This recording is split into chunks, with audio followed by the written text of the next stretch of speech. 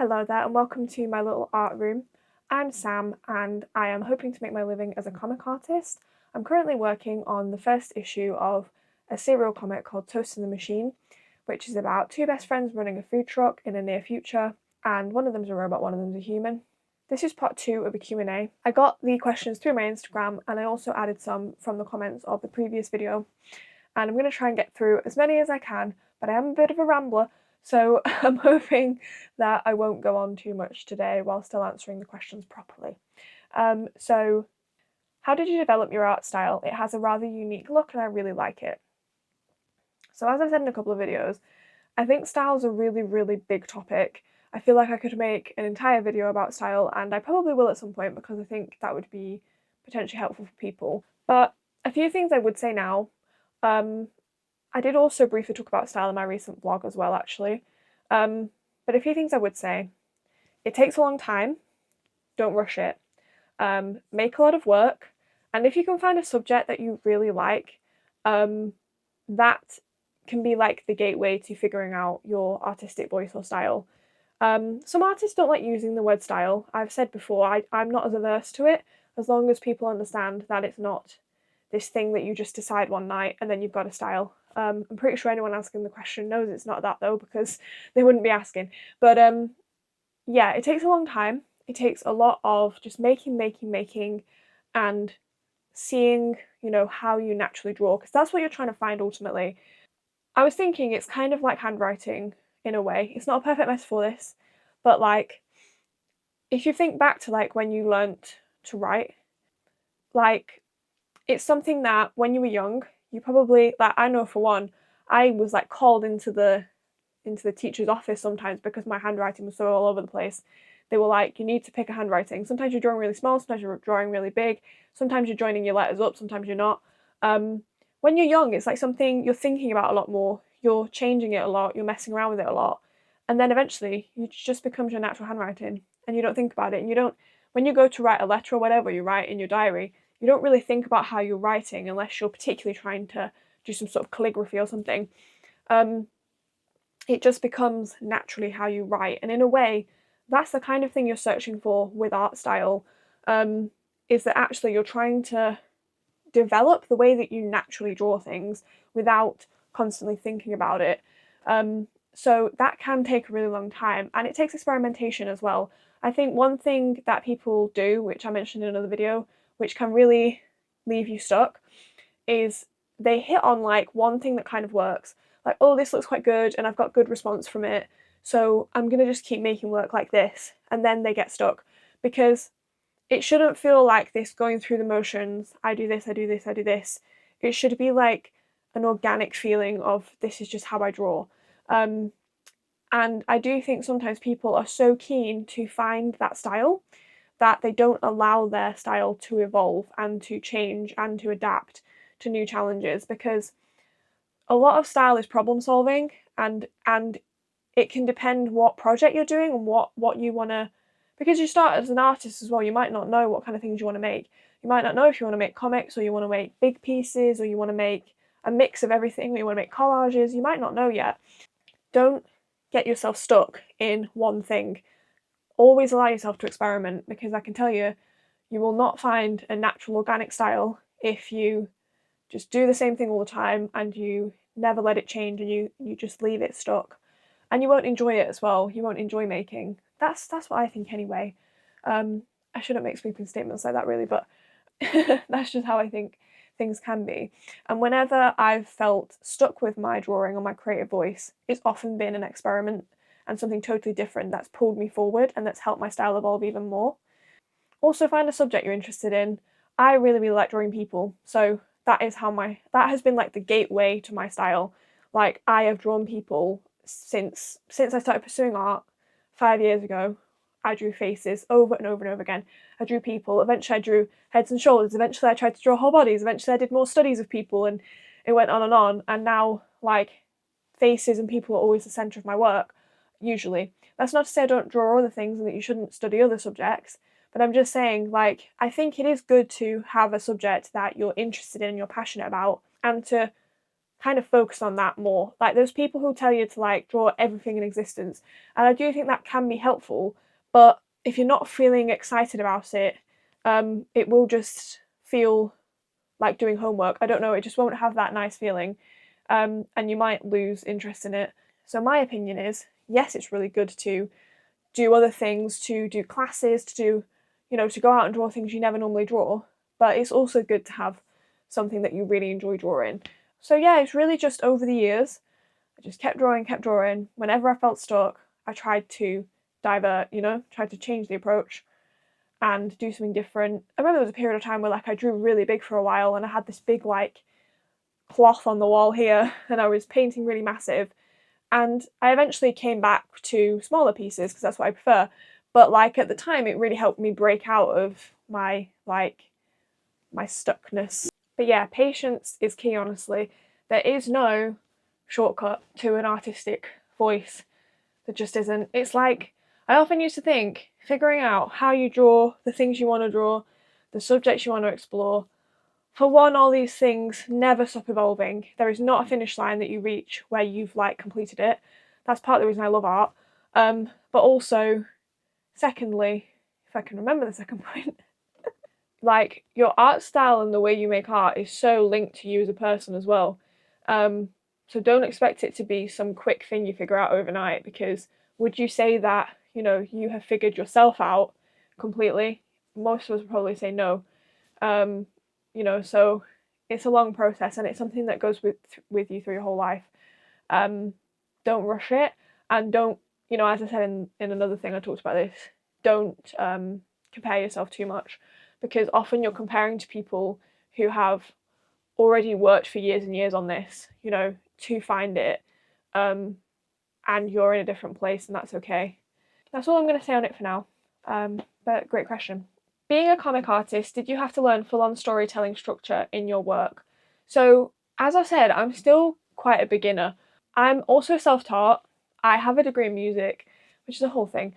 But storytelling is probably the thing I am most interested in the whole world. So in a way, I have studied storytelling in lots of different contexts.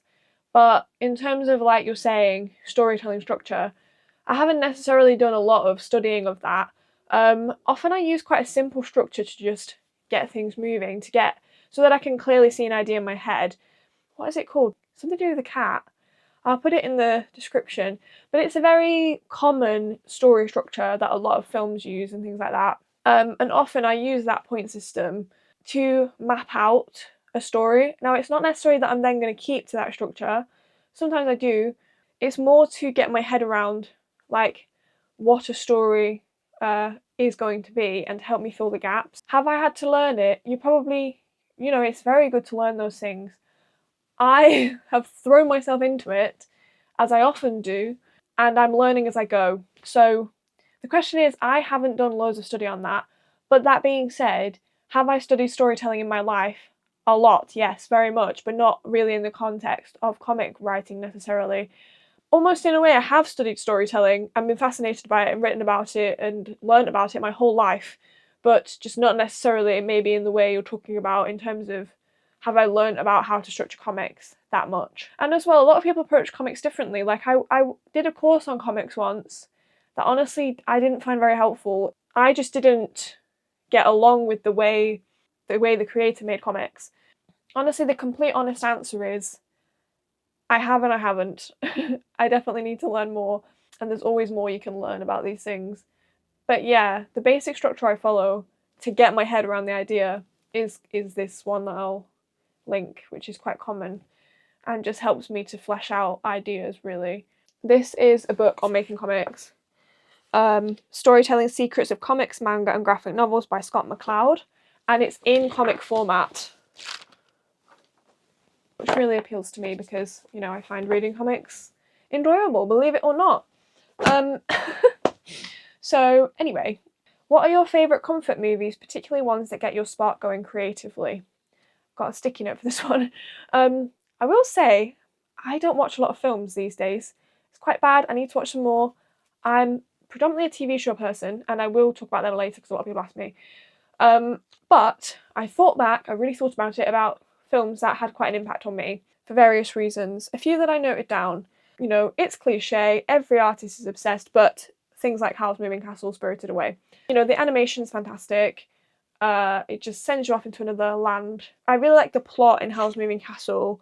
I think Spirited Away is a bit more interesting, but I really like the story of Howl's Moving Castle, and I love the interior shots, you know, like when Howl's asleep in bed or whatever he's doing at that point, and all the stuff around him and everything.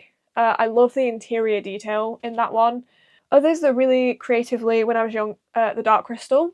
The Dark Crystal was like puppetry, and it's fantasy, and again, it's in like a totally different world. It's funny because I don't always like stuff that's like in a totally separate world, but then some of the stuff that is like that I absolutely love. It's like, it's really strange. Sometimes I really like mundane stuff, and sometimes I really like absolutely far away stuff. I actually seem to enjoy it the more I watch it. Like, visually it is so interesting and so magical. You don't see a lot of puppetry these days, you really don't, and it's a real shame. There was a TV series made of it as well that was like a prequel. Unfortunately got cancelled because, as Netflix is always like that, isn't it? That's why I don't like Netflix. Dark Crystal, it was quite creepy to me as a child, but I also loved it. And yeah, I just think it's so imaginative and so different. Yeah, love that. And also like things like, I love a bit of Paddington, I can't deny. I also like Paranorman, which is a stop motion animation film about a kid that can see ghosts. I love anything about ghosts. I don't know what it is. It's one of those genres. If it's about ghosts and it's not too scary, I'm interested. And of course, E.T. So, you know, I've got the E.T. poster. For me, I think E.T. was the first time I saw something like that, that was like sci-fi, but very human as well, very mundane and quite whimsical.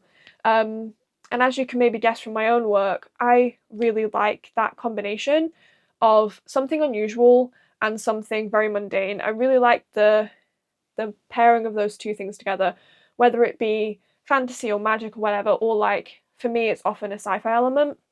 I really prefer things like E.T. to like quite cold clinical sci-fi that's very big scale. Yeah, I just think E.T., I find it really nostalgic, and I think it's filmed very beautifully as well, and the music's fantastic and all that kind of thing. But yeah, oh, I do also like Amelie for the filmography and the atmosphere and the way it talks about enjoying simple moments. I really like that.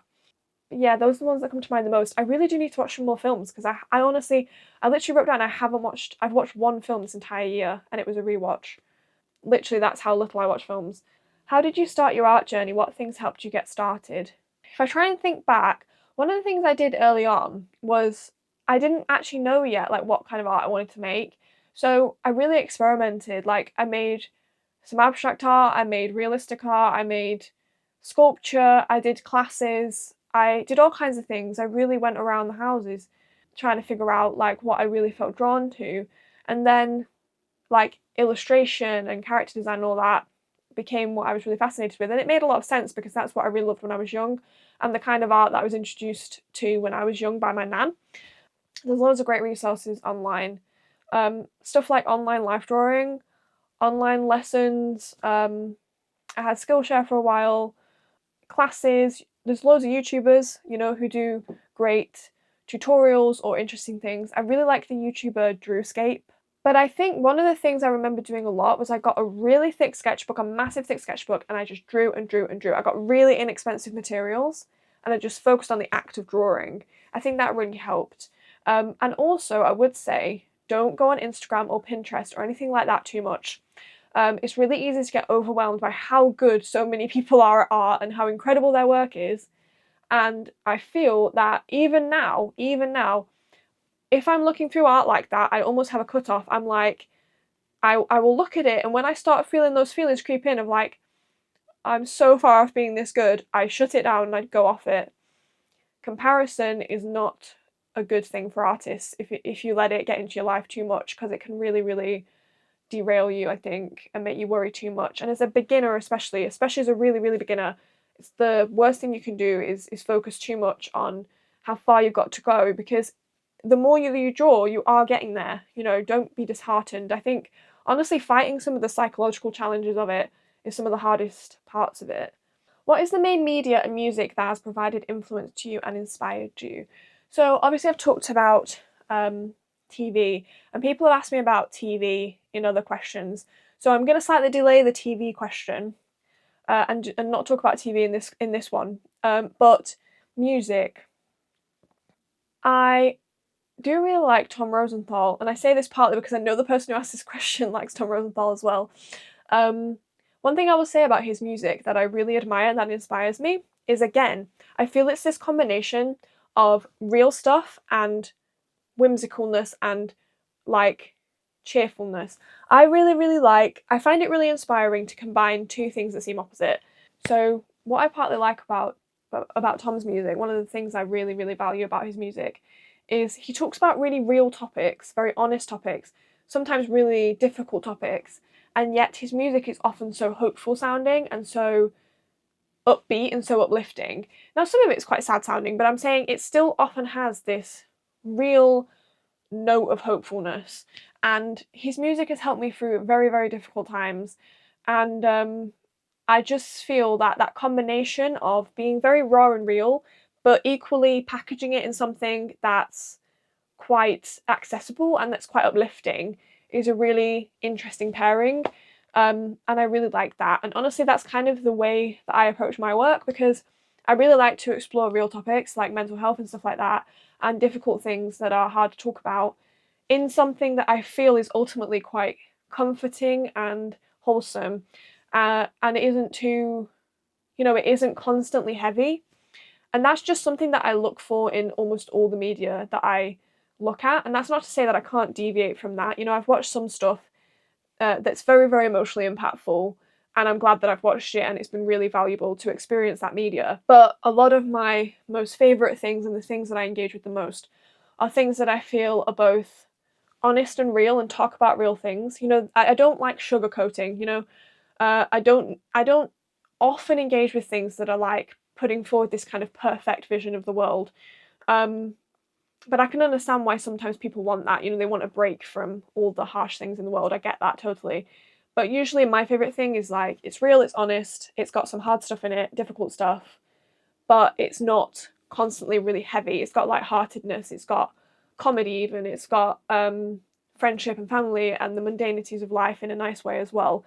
I just really like that pairing. I guess that's why often people say melancholy about my work, because I do think that is the kind of thing I love. I love melancholy, that sense of almost like reflective, whimsical sadness that's not always too heavy to engage with. Yeah, does that make any sense? So that's one of the things that really inspires me about Tom's music, is the way that I feel he puts that feeling into things. There's lots of other people I like. I love Kate Bush for her storytelling. I also like Joni Mitchell for a similar reason. Another nickname of mine is Kate Bush because of the hair, right? I like anyone really that I feel is telling stories with their lyrics rather than saying the same things over and over. I also really, really love Nick Drake. I love the vibe of Nick Drake's music and the atmosphere of it. There's such a nostalgia to it for me, and there's something about it when I listen to it. It's like a balm on my soul. I don't know how to explain it. Honestly, he's one of those people. I feel like there's a few people you come across in your life, like a few creatives, who you almost feel like you knew them in another life or something. Do you know what I mean? I'm not someone who necessarily believes in all that kind of thing, but I'm more saying in like there's a weird feeling about it, like a kind of a weird familiarity with that person's work that makes you feel a real affinity with them. And that's how I feel with Nick Drake. And I feel we all have things like that, a few creatives in our life that really stand out for that specific feeling towards them. His atmosphere of like, I guess, melancholy, but also really warm and wholesome is definitely inspiring to me. So yeah, that's probably the main music I would mention. I also really like the band Stornoway. They've been one of my favourite bands through a lot of my life. They also, I think, have quite a vibe that matches me. They talk about nature a lot, again, a lot of storytelling, beautiful, warm sounding music, really great musicians. Yeah. There's obviously lots of other music. For example, I really love some Japanese music, but I don't know how to tell you about it because I can't read the name of the people who make it, and things like that. But I want to start making YouTube videos too. Any tips? I'm a bit nervous. Totally get the nerves. I sometimes have people say to me, I don't know how on earth you do this, like talking to a camera. I don't know, it just doesn't bother me. I mean, it did at first. I was a bit nervous at first, and then as time's gone on, I don't know, I guess I don't really register in my brain that people are going to watch it.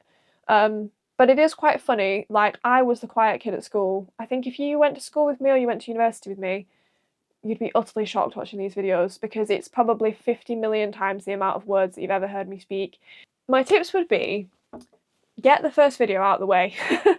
Like, just start it, because I'm not saying don't plan it or anything, but I do think there's a big thing about starting it. Like, for years, I wanted to start YouTube, but I think you build up in your head that starting it is going to be this massive thing, and you've got to have something really, really interesting to put online. And once you start it, it's going to be like, oh my gosh, I'm going to have to make a video every 3 days or something. And it actually doesn't have to be like that. The first year I posted on YouTube, I only posted about once a month. I've been much more intentional with it this year, and it's really paid off in terms of views and stuff. But if you want to start it, I would just get it out the way. Like, start it, let it be bad, let it be awkward. Some of the videos on my channel I have nearly deleted. Sometimes for quite vain reasons. Like, there's some where I accidentally cut my fringe really too short once, and in some of the videos my fringe is so short and it really bothers me. And it's silly because it doesn't matter how I look, but it just bothers me. Or there's some that are so overly lit, like so overexposed, that they're like really hard to watch. But I leave them because it's about kind of allowing it to go wrong, and that's okay. I would say YouTube is pretty forgiving in terms of, like, it doesn't kind of punish you with analytics if you don't post like for a couple of weeks or for a month or something. It's actually pretty good for that. It does pay off to be consistent, but you don't tend to get much punishment for not being. So don't be afraid to just start it and see how you go. I think it's better to be consistent than to try and do too much. Honestly, because YouTube's quite long form, I don't think a lot of subscribers honestly have the energy to be watching a video like every day or every couple of days. It's like, I'm going to be posting this, having already posted on Monday, but it was because I've kind of promised people that I would answer these questions sometime soon. Like, obviously the people asked the questions a couple of weeks ago already, and eventually they're just gonna, lose interest and not be even bothered about my answer anymore. So that's why I'm powering through with it. But I feel that YouTube has a nature to it that is quite refreshing compared to like things like TikTok and Instagram, which are very fast paced and very you've got to grab people's attention in 5 seconds and things like that.